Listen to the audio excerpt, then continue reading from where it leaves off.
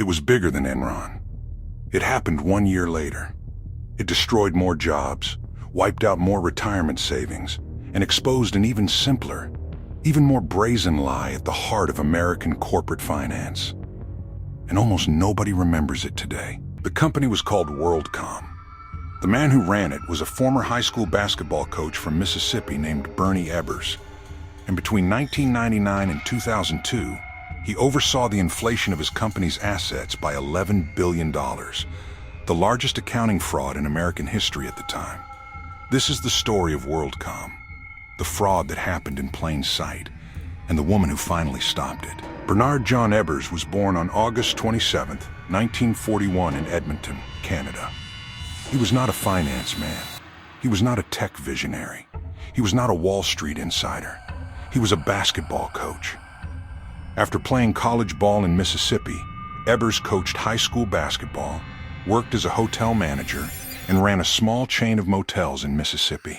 He was loud, folksy, and deeply religious. He taught Sunday school at his local church. He drove a pickup truck. He wore cowboy boots. He was the last person you would expect to build one of the largest telecommunications companies in the world. In 1983, Ebbers and a group of investors founded a small long-distance telephone reselling company called Long Distance Discount Services, LDDS, out of a coffee shop in Hattiesburg, Mississippi. The telecom industry was booming. LDDS grew. Ebbers proved to be a relentless deal-maker, acquiring competitor after competitor, absorbing dozens of smaller companies, and riding the wave of deregulation and technological change that was reshaping communications. In 1995, LDDS changed its name to WorldCom. By the late 1990s, WorldCom had become the second largest long-distance telephone company in the United States. Its 1998 acquisition of MCI, a deal worth $37 billion, was the largest corporate merger in American history at the time. WorldCom's stock soared. Ebbers became a billionaire. Wall Street loved him. The Mississippi boy who had started a phone company and a coffee shop had built a telecommunications empire. But underneath the growth, something was going very wrong. The telecom boom of the 1990s was built on the assumption that internet traffic would keep doubling every few months forever. Companies spent hundreds of billions of dollars laying fiber optic cable and building network capacity for a future that never arrived at the speed they had projected. By 2000, WorldCom was sitting on enormous excess capacity. Revenue growth was slowing, the costs were crushing, and the stock price, which Ebbers had used as currency for his acquisitions and which he had personally borrowed hundreds of millions of dollars against, was under pressure. Ebbers had personally borrowed over $400 million from WorldCom itself, loans that the board had approved, using his WorldCom stock as collateral. If the stock fell too far, he would be wiped out personally. He needed the stock price to stay up, and so the decision was made to make the numbers say whatever they needed to say. The scheme was devastatingly simple. WorldCom's biggest expense was something called line costs, the fees it paid to other phone companies to use their networks to carry calls. These were operating expenses. Under standard accounting rules, operating expenses get subtracted from revenue immediately, reducing reported profit. WorldCom CFO Scott Sullivan began reclassifying those operating expenses as capital expenditures, the kind of costs associated with buying buildings or equipment, which get spread out over many years rather than hitting the books all at once. It was an accounting trick so basic that any first-year accounting student would recognize it immediately. By reclassifying billions of dollars of operating costs as capital expenditures, WorldCom made its expenses appear lower and its profits appear higher than they actually were. Between 1999 and 2002, WorldCom inflated its earnings by approximately $11 billion. It was not exotic. It was not sophisticated. It was not the kind of financial engineering that requires genius to construct. It was a lie so simple that its auditors, Arthur Andersen, the same firm that had signed off on Enron, apparently never caught it, or did not want to. The person who caught it was not a regulator, not a Wall Street analyst, not a journalist. It was an internal auditor named Cynthia Cooper. Cooper was the vice president of internal audit at WorldCom. In the spring of 2002, her team began noticing unusual entries in the company's accounts. Expenses that should have been costs were being recorded as assets.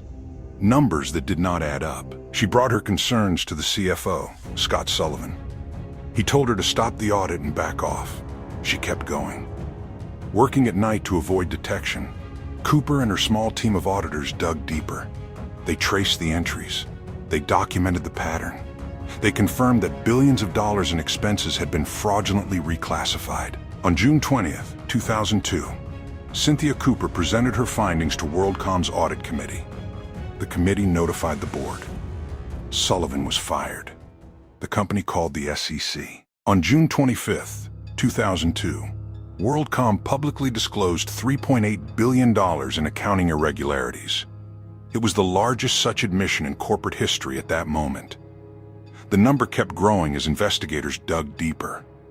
By the time the full scope was revealed, it was $11 billion. WorldCom's stock, which had traded as high as $64 a share in 1999, collapsed to less than $1. On July 21st, 2002, less than a month after the disclosure, WorldCom filed for Chapter 11 bankruptcy protection. At the time, it was the largest bankruptcy filing in American history, listing over $107 billion in assets. 17,000 employees were laid off immediately. More cuts followed.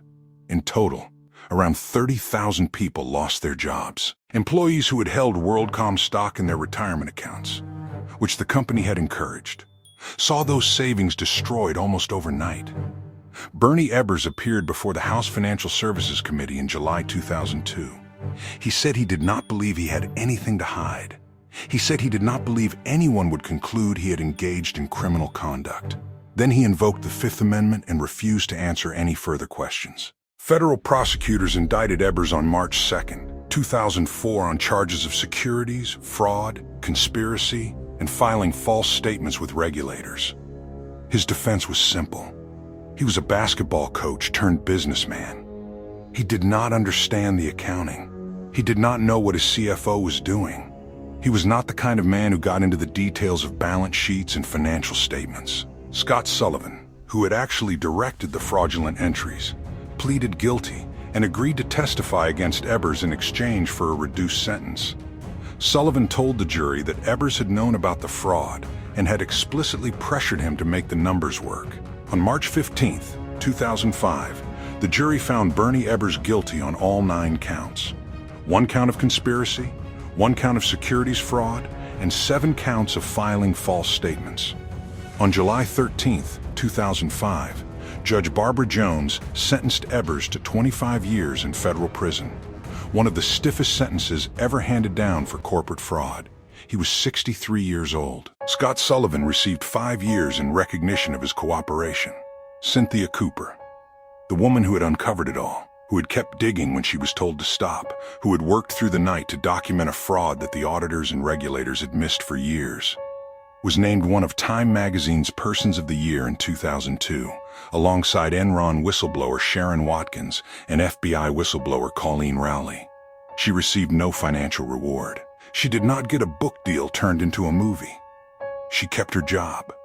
She did her job. And because she did, the fraud stopped. Ebbers served more than 13 years before being released in December 2019 on compassionate grounds due to severe health problems.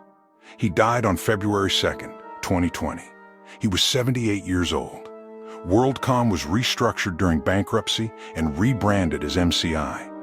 In 2006, Verizon Communications acquired MCI for $7.6 billion. The recovery for investors was partial. Settlements with banks, including Citigroup, for $2.575 billion, and JP Chase for $2 billion, returned some funds to shareholders and creditors.